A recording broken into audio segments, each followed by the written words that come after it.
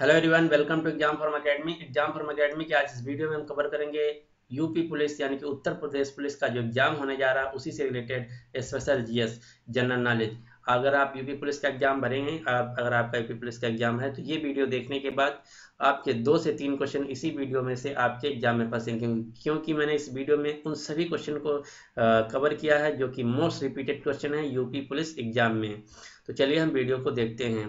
और हर मैं क्वेश्चन के साथ 2 से 3 कुछ एक्स्ट्रा फैक्ट बताऊंगा, तो आप उन सभी एक्स्ट्रा फैक्ट को आपको याद रखना है। अगर आपको वीडियो पसंद आ जाए तो प्लीज़ लाइक जरूर कर देना, क्योंकि लाइक करने से हमको पता चलता है कि आपको वीडियो कैसा लगा। सबसे पहले क्वेश्चन है जो बहुत बार रिपीटेड क्वेश्चन है, कि सबसे पहले पूछता है कि इस एग्जाम में पूछता है कि सार्क का फुल फॉर्म क्या है। तो सार्क का फुल फॉर्म है south Asian association regional cooperation. एक बार फिर से, south, S for south, A for association, A for S for South, A for Asian, A for Association, R for Regional cooperation. ये है सार्क का full form, south Asian association for regional cooperation. दूसरा question यहाँ से ये पूछता है कि सार्क जो है किस वर्ष में, सार्क की स्थापना किस वर्ष में हुई थी। तो सार्क की स्थापना हुई थी 1885 में। ये आपको याद रखना है कि सार्क की स्थापना हुई थी 1885 में। तीसरा क्वेश्चन ये पूछता है कि सार्क की स्थापना किस शहर में हुई थी। तो सार्क की स्थापना हुई थी ढाका शहर बांग्लादेश में। चौथा क्वेश्चन ये पूछता है कि सार्क की जो सेक्रेटरीट या हेडक्वार्टर वो कहाँ स्थित है। तो सार्क का जो हेडक्वार्टर है वो है काठमांडू शहर नेपाल में। पांचवा क्वेश्चन ये पूछता है कि सार्क में कितने देश हैं। तो सार्क में है प्रेजेंट टाइम में 8 देश। वो कौन कौन से हैं? अफगानिस्तान, बांग्लादेश, भूटान, इंडिया, मालदीव, नेपाल, पाकिस्तान, श्रीलंका। एक बार फिर से रिपीट कर देते हैं। सार्क में 8 देश हैं। वो देश हैं अफगानिस्तान, बांग्लादेश, भूटान, इंडिया, मालदीव, नेपाल, पाकिस्तान और श्रीलंका। ये सभी क्वेश्चन आपको इस क्वेश्चन से मिल जाते हैं। अगला क्वेश्चन है, भारत आने वाले सागरी मार्ग की खोज किसने की थी। दूसरा क्वेश्चन यहाँ इससे ऐसे पूछा जाता है कि भारत की खोज किसने की थी। तीसरा क्वेश्चन ऐसे बनता है कि उस यूरोपी का नाम बताइए जिसने भारत को खोजा था। तो इन सभी का आंसर है वास्को डिगामा। चौथा क्वेश्चन ये पूछा जाता है कि वास्को डिगामा भारत कब पहुंचा। तो वास्को डिगामा भारत पहुंचा था 1498 में। पांचवा क्वेश्चन ये पूछा जाता है कि वास्को डिगामा भारत के किस शहर में या किस जगह पे सबसे पहले पहुंचा था। तो ये पहुंचा था कालीकट केरल में। वास्को डिगामा 1498 में पहुंचा था। ये एक पुर्तगाली था। पांचवा क्वेश्चन ये भी पूछा जाता है कि वास्को डिगामा किस देश का था। तो वास्को डिगामा एक पुर्तगाली था।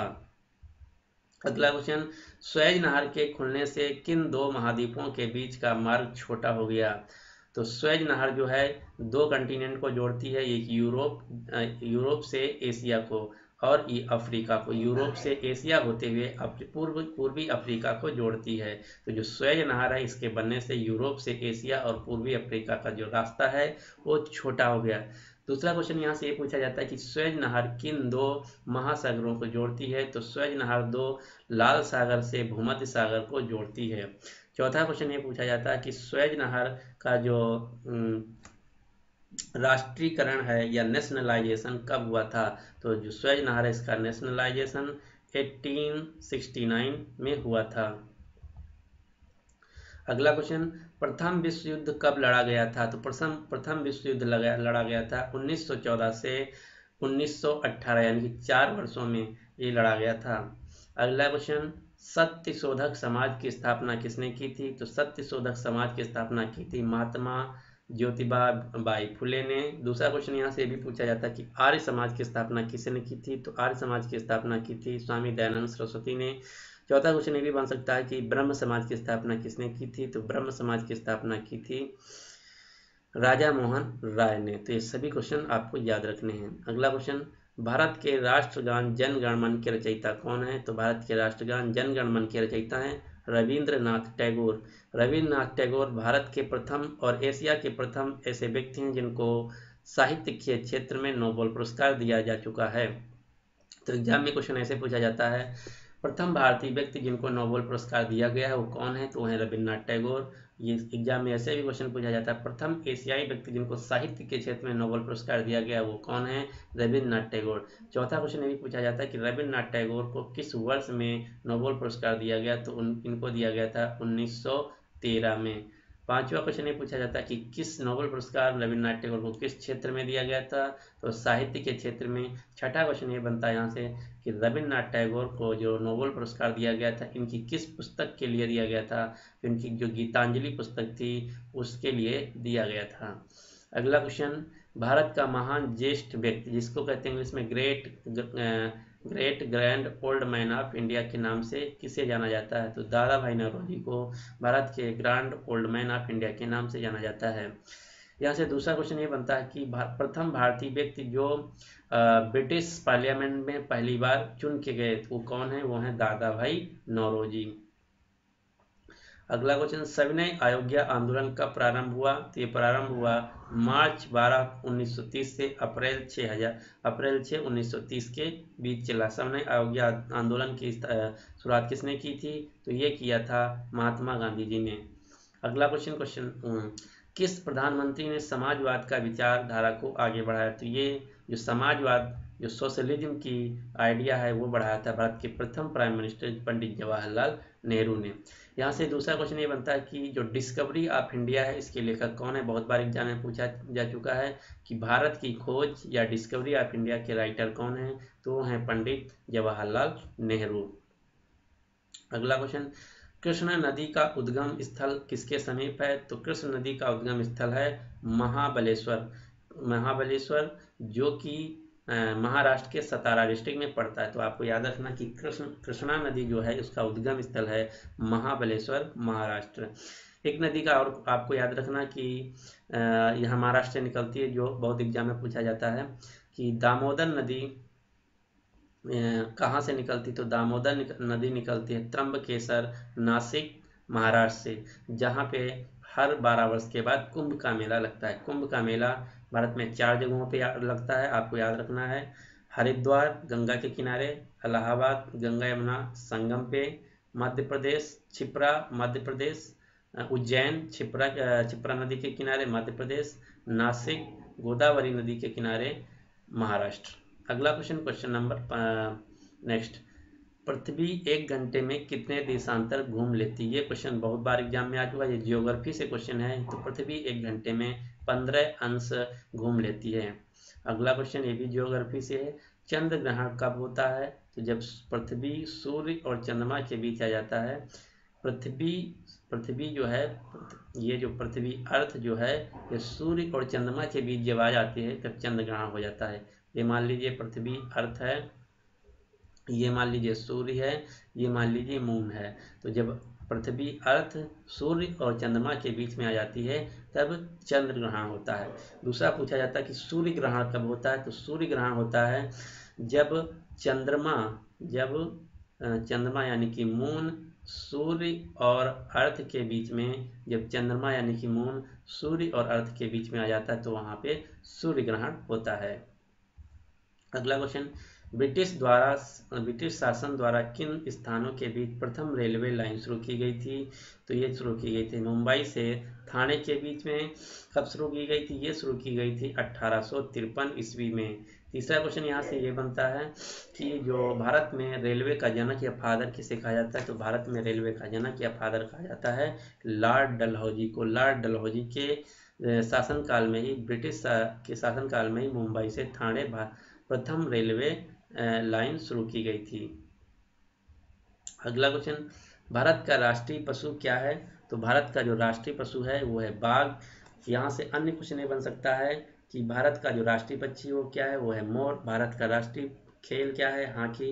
भारत का राष्ट्रीय गीत क्या है, वंदे मातरम। भारत का राष्ट्रीय गान क्या है, जन गण मन। भारत का राष्ट्रीय खेल क्या है, हाथी। भारत की राष्ट्रीय मिठाई क्या है, जलेबी। भारत का राष्ट्रीय पेड़ क्या है, बरगद। तो ये सभी क्वेश्चन आपको यहाँ से मिल जाते हैं। अगला क्वेश्चन है कि युद्ध में साहस और पराक्रम के प्रदर्शन के लिए दिया जाने वाला भारत का सर्वोच्च सैनिक अलंकरण क्या है। तो यहाँ से 3 क्वेश्चन बनते हैं। सबसे पहले कि युद्ध के समय जो पराक्रम दिखाने के लिए जो भारत में सबसे सर्वोच्च सैनिक अलंकरण है उसका नाम है परमवीर चक्र। दूसरा क्वेश्चन ये बनता है कि शांति के समय सबसे ज़्यादा पराक्रम दिखाने वाला भारत का सबसे ऊंचा सम्मान कौन है, तो शांति के समय सबसे ज़्यादा जो बड़ा पुरस्कार है, भारत का सर्वोच्च पुरस्कार है, उसका नाम है अशोक चक्र। तो अशोक चक्र दिया जाता है शांति के समय में, और युद्ध के समय में सबसे बड़ा जो पुरस्कार है परमवीर चक्र। और भारत का जो सबसे बड़ा पुरस्कार है वो है भारत रत्न, जो कि असाधारण कार्यों के लिए दिया जाता है। एग्जाम में ये क्वेश्चन बहुत बार पूछा जा चुका है कि शांति के क्षेत्र में दिया जाने वाला सबसे भारत का सर्वोच्च जो सर्वोच्च सम्मान है अशोक चक्र, वो किस महिला को सर्वप्रथम दिया गया है? तो प्रथम महिला रेसिपिएंट जो हैं अशोक चक्र की, जिनका नाम है नीरजा भनोत, जिन पे पिक्चर भी आई थी। अगला क्वेश्चन, विश्व का सबसे बड़ा महाद्वीप कौन है? तो विश्व का सबसे बड़ा जो महाद्वीप है वो है एशिया, और जो सबसे छोटा है वो है ऑस्ट्रेलिया। ऋतुएं किन कारणों से होती हैं? तो ऋतुएं जो सूर्य के चारों ओर पृथ्वी चक्कर लगाती है उसके कारण ऋतुएं बनती हैं। दूसरा क्वेश्चन ये बनता है कि जो दिन रात बनते हैं वो किस कारणों से बनते हैं? तो दिन रात का जो पृथ्वी अपने अक्ष पे घूमती है 24 घंटे में, उसके कारण दिन रात होता है। सूर्य के चारों तरफ जो पृथ्वी घूमती है उसके कारण ऋतुएं बनती हैं, और जो पृथ्वी अपने ही अक्ष पे घूमती है उसके कारण दिन और रात बनते हैं। अगला क्वेश्चन ये है कि डीसीएम ट्रॉफी का संबंध किस खेल से है? तो डीसीएम ट्रॉफी का संबंध है फुटबॉल खेल से। आपको फुटबॉल की कुछ और इम्पॉर्टेंट ट्रॉफी को याद रखना, जो सबसे ज़्यादा एग्जाम में पूछा जाता है वो जब पूछा जाता है संतोष ट्रॉफी। तो संतोष ट्रॉफी किस खेल से संबंधित है? फुटबॉल से। दूसरा फीफा कप किससे संबंधित है? तो फीफा कप संबंधित है फुटबॉल से। और 2018 का फीफा जो है इस साल खेला गया रसिया में, रूस में हुआ था, जो कि फ्रांस विनर रहा, जिसमें क्रोएशिया उप विनर रहा 2-1 गोल से। और दूसरा जो ट्रॉफी इंपॉर्टेंट है भारत की दृष्टि से वो है डूरंड कप और सुब्रतो कप, संतोष ट्रॉफ, डीसीएम ट्रॉफी, ये सभी फुटबॉल से रिलेटेड हैं। और कुछ क्रिकेट से रिलेटेड ट्रॉफी हैं जो हैं Deodhar trophy, Ranji trophy, Vijay Hazare trophy, ये सभी ट्रॉफी क्रिकेट से संबंधित हैं। अगला क्वेश्चन, राज्यसभा की बैठकों की अध्यक्षता कौन करता है? तो राज्यसभा की जो बैठकों की अध्यक्षता करता है उपराष्ट्रपति। राज्यसभा का जो सभापति होता है वो भारत का उपराष्ट्रपति होता है। कोई व्यक्ति जो भारत का राष्ट्रपति होता है वो ऑटोमेटिकली राज्यसभा का सभापति बनता है। तो इस समय भारत के जो उपराष्ट्रपति हैं वो एम वेंकैया नायडू हैं, तो वो सब राज्यसभा के सभापति भी हैं। भारत में 2 सदन होते हैं, एक होता है लोकसभा, एक होता है राज्यसभा। तो राज्यसभा के जो सभापति हैं उनका नाम है एम वेंकैया नायडू, और जो राज्यसभा के उपसभापति हैं उनका नाम है, वो भी चुने गए हैं, उनका नाम है नारायण करके। और जो लोकसभा के सभापति उनका नाम है सुमित्रा महाजन, जो लोकसभा के उपसभापति उनका नाम है एम थंबा विदुरई। अगला क्वेश्चन, किस गुफा में त्रिमूर्ति ब्रह्मा विष्णु महेश का मुख मंडल की मूर्ति स्थित है? यह है एलिफेंटा, जो कि महाराष्ट्र राज्य में स्थित है। अगला क्वेश्चन, लक्षद्वीप की राजधानी क्या है? तो लक्षद्वीप एक केंद्र शासित प्रदेश है जिसकी राजधानी है कवरत्ती। आपको सभी केंद्र शासित प्रदेशों की राजधानी याद रखना, जैसे चंडीगढ़ की चंडीगढ़, लक्षद्वीप की कवरत्ती, दिल्ली की दिल्ली, पुडुचेरी की पुडुचेरी, अंडमान निकोबार की पोर्ट ब्लेयर, दादर नगर हवेली की दादर नगर, और दादर नगर हवेली की सिलवासा, ये सभी हैं केंद्र शासित प्रदेश। अगला क्वेश्चन, महाराष्ट्र में सर्वाधिक मात्रा में पाई जाने वाली उपलब्ध मिट्टी का प्रकार क्या है? तो महाराष्ट्र में सबसे ज़्यादा जो मिट्टी पाई जाती है वो काली मिट्टी। दूसरा क्वेश्चन यहाँ से ये बनता है कि काली मिट्टी किस खेती के लिए सबसे उपयुक्त मानी जाती है? तो काली मिट्टी जो है वो कपास की खेती के लिए सबसे उपयुक्त मिट्टी मानी जाती है। अगला क्वेश्चन, प्रसिद्ध शिलोत्कीर्ण पत्थर काटकर बनाया गया कैलाश मंदिर कहाँ स्थित है? तो यह स्थित है एलोरा की गुफाओं में, जो कि महाराष्ट्र में स्थित हैं। अगला क्वेश्चन, हरित क्रांति का क्या अर्थ है? हरित क्रांति को इंग्लिश में बोलते हैं ग्रीन रिवॉल्यूशन। सबसे पहला क्वेश्चन ये बनता है यहाँ से कि भारत में ग्रीन रिवॉल्यूशन के फादर या जनक किसे कहा जाता है? तो MS स्वामीनाथन को भारत में हरित क्रांति का जनक या फादर कहा जाता है। दूसरा क्वेश्चन ये बनता है कि विश्व में हरित क्रांति का जनक या फादर किसे कहा जाता है? तो विश्व में नॉर्मन बोरलॉग को हरित क्रांति का जनक कहा जाता है, जो कि एक अमेरिकी व्यक्ति हैं। तो दुनिया में सबसे जो प्रतिष्ठित पुरस्कार माना जाता है कृषि के क्षेत्र में वो है नॉर्मन बोरलॉग।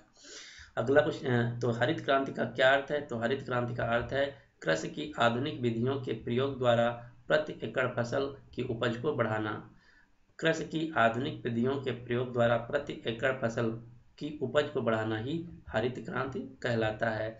और भारत सरकार का जो दावा है वो कहना है कि 2022 तक जो किसानों की आय है वो दोगुनी कर दी जाएगी। तो इसलिए हरित क्रांति पर भारत में बहुत ज़्यादा इस समय जोर दिया जा रहा है। अगला क्वेश्चन, भारत के किस राज्य की जो भाषा है वो कन्नड़ भाषा है। तो भारत के कर्नाटक राज्य की कन्नड़ भाषा है। आपको सभी राज्यों की जो उनकी राज्य की भाषा याद रखना है। जैसे कर्नाटक की जो राज्य की भाषा है वो कन्नड़ है, केरल की मलयालम, नागालैंड की इंग्लिश अंग्रेजी, उत्तर प्रदेश, राजस्थान, मध्य प्रदेश, बिहार, हिमाचल प्रदेश, उत्तराखंड, दिल्ली, इन सभी राज्यों की जो राज्य की भाषा है वो है हिंदी। तमिलनाडु की तमिल और तेलंगाना की जो राज्य की भाषा है वो तेलुगु और दूसरी जो है उर्दू। आंध्र प्रदेश की है तेलुगु और जम्मू कश्मीर की जो है पहली है हिंदी, दूसरी है उर्दू। तो ये सभी आपको याद रखना है। अगला क्वेश्चन, संघ शासित प्रदेश अंडमान निकोबार द्वीप समूह की राजधानी कहाँ है। तो मैंने आपको पहले ही बता चुका हूँ कि अंडमान निकोबार की जो राजधानी वो है पोर्ट ब्लेयर। पोर्ट ब्लेयर में एक प्रसिद्ध भारत का अंतर्राष्ट्रीय एयरपोर्ट है जिसका नाम है वीर सावरकर अंतर्राष्ट्रीय हवाई अड्डा। तो आपको ये भी याद रखना है। अगला क्वेश्चन, विख्यात महाकाव्य महाभारत के रचयिता कौन है। तो इसके रचयिता हैं वेद व्यास। अगला क्वेश्चन, गीतांजलि के कवि कौन है। तो गीतांजलि के कवि हैं रविन्द्रनाथ टैगोर, जिनको इसी पुस्तक के लिए 1913 में साहित्य के क्षेत्र में नोबेल पुरस्कार भी दिया जा चुका है। अगला क्वेश्चन, भारत के किस राज्य में पवित्र तीर्थ स्थल अमरनाथ स्थित है। तो अमरनाथ जो है भारत के जम्मू कश्मीर राज्य में स्थित है। और जम्मू कश्मीर की जो राजधानी है वो है श्रीनगर गर्मियों में और जम्मू जो है जाड़ों में। और जम्मू कश्मीर के जो वर्तमान राज्यपाल हैं उनका नाम है सत्यपाल मलिक। और जम्मू कश्मीर की जो विधानसभा होती है वो भारत में सिर्फ एक ऐसी विधानसभा जिसका कार्यकाल 6 साल होता है और भारत के सभी राज्यों की विधानसभा का कार्यकाल 5 साल होता है। और जम्मू कश्मीर एक अकेला राज्य है भारत में जिसका खुद का अलग अपना संविधान है और किसी भी राज्य का भारत में अपना अलग संविधान नहीं है। और जो जम्मू कश्मीर को विशेष राज्य का दर्जा प्राप्त है वो है धारा 370 के तहत। धारा 370 के तहत जम्मू कश्मीर को विशेष राज्य का दर्जा प्राप्त है। अगला क्वेश्चन, विख्यात पर्यटन स्थल गुलमर्ग भारत के किस क्षेत्र में स्थित है। तो ये स्थित है कश्मीर राज्य में, कश्मीर क्षेत्र में। जम्मू कश्मीर राज्य के कश्मीर क्षेत्र में गुलमर्ग स्थित है। किस देश को उगते हुए सूरज की भूमि कहा जाता है। तो ये कहा जाता है जापान को। जापान को उगते हुए सूरज का देश कहा जाता है। दूसरा क्वेश्चन ये भी पूछा जा सकता है कि किस देश को सुबह का शांति देश कहा जाता है। तो सुबह का जो शांति देश है वो कहा जाता है दक्षिण कोरिया को। अगला क्वेश्चन, कौन सा शहर मध्य प्रदेश की राजधानी है। तो मध्य प्रदेश की राजधानी है भोपाल। आपको सभी प्रदेशों की राजधानी को याद रखना है। जैसे उत्तर प्रदेश लखनऊ, दिल्ली की नई दिल्ली, मध्य प्रदेश भोपाल, राजस्थान जयपुर, उड़ीसा भुवनेश्वर, केरल तिरुवनंतपुरम, कर्नाटक बेंगलुरु, नागालैंड कोहिमा, अरुणाचल प्रदेश ईटानगर। ये सभी आपको याद रखना है। उत्तराखंड देहरादून। किस राज्य में मलयालम भाषा बोली जाती है। तो मैं आपको पहले बता चुका हूँ कि केरल राज्य में मलयालम, कर्नाटक में कन्नड़, तमिलनाडु में तमिल, आंध्र प्रदेश और तेलंगाना में तेलुगु और नागालैंड में इंग्लिश और सभी उत्तर राज्यों में हिंदी।